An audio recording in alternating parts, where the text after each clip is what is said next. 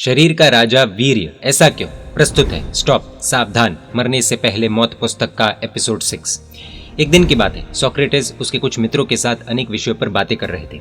उस समय वहां पर एक मित्र ने सोक्रेटिस से ब्रह्मचर्य के संबंध में प्रश्न पूछा। इस पर दोनों के बीच वार्तालाप शुरू हुआ। उस मित्र ने सोक्रेटिस से पूछा कि जीवन में गृहस्थ कितनी बार जातीय वासना यानी कि सेक्सुअल वासना भोग सकता है। सोक्रेटिस ने उत्तर दिया, संतान प्राप्ति के लिए पूरे जीवन में एक ही बार।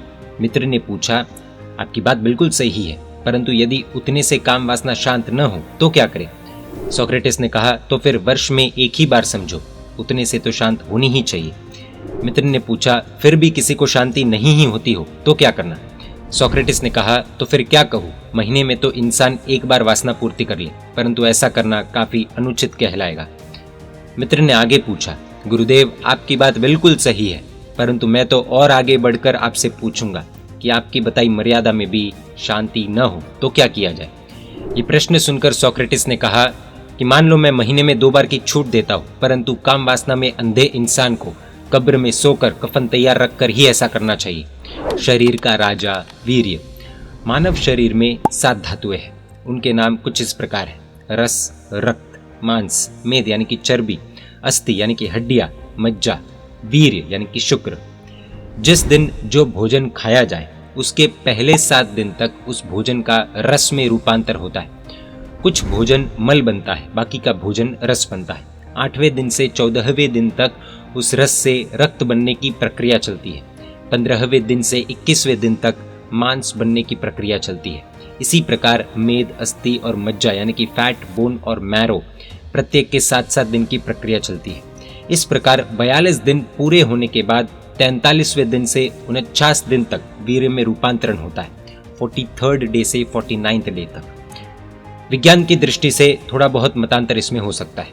इस प्रकार कुल 49 दिन में भोजन का 7 धातुओं में रूपांतर होता है। इसके बाद वीर्य का ओज और तेज में रूपांतर होने की संभावना है।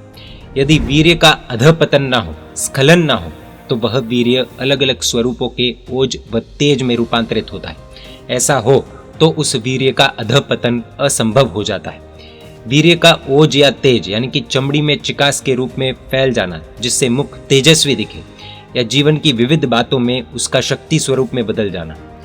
किसी का वीर्य तप शक्ति रूप बन जाता है, तो किसी का वीर्य वाणी की शक्ति बन जाता है, किसी का वीर्य चिंतन शक्ति बन जाता है। यह है विभिन्न तरह के वीर्य के रूपांतर, ओज और तेज। आज ऐसी मान्यता फैल गई कि ब्रह्मचर्य पालने वाली आत्माओं के, खासकर संसार त्यागियों के मुख पर ओज और तेज विपुल प्रमाण से दिखता है। नहीं, ये बात सही नहीं है। ये उस ओज आदि का एक रूपांतरण है, परंतु अन्य भी उसके बताए गए रूपांतर है। उन सब को भूलना नहीं चाहिए। पूर्ण ब्रह्मचारी आत्मा दिखने में बिल्कुल सामान्य दिखने वाली आत्मा हो सकती है, क्योंकि उसका वीर्य, तप शक्ति आदि में रूपांतर हो गया हो, ऐसा भी हो सकता है। इसलिए सिर्फ चेहरा खिल उठेगा ऐसा कोई एकांत नहीं पकड़ना चाहिए। मुंह पर ही लालिमा या तेज ही यदि ब्रह्मचर्य का लक्षण हो तो कुछ गोरे अंग्रेज लाल टमाटर जैसे दिखते हैं, उन्हें भी वास्तविक ब्रह्मचारी कहना पड़ेगा। और तप कर शरीर को दुर्बल कर चुके, मुंह पर की लालिमा रहित सच्चे ब्रह्मचारी तपस्वी साधुओं के ब्रह्मचर्य में खामी होने की शंका करनी पड़ेगी। तो फिर शरीर से बिल्कुल दुबले हो गए मुनि शिरोमणि धन्ना अणगार को हम क्या कहेंगे? कदाचित पापानुबंधी पुण्य के जोरदार उदय से शरीर के आकर्षण रूप रंग पाने वाले एक्टर एक्ट्रेसेस को ब्रह्मचारी कहना पड़ेगा, फिर भले उनमें कुछ अत्यंत दुराचारी क्यों ना हो। ऐसी भूल न हो, इसके लिए ओज का अर्थ मात्र मुख का तेज नहीं निकालते हुए ओज के बताए गए अनेक रूपांतरण को भी ध्यान में रखना चाहिए। इस विषय को पुष्ट करने के लिए पूज्य श्री ने सुनी हुई एक सत्य घटना प्रस्तुत की है, जो हम अगले एपिसोड में देखेंगे। जय जिनशासन, जय महावीर।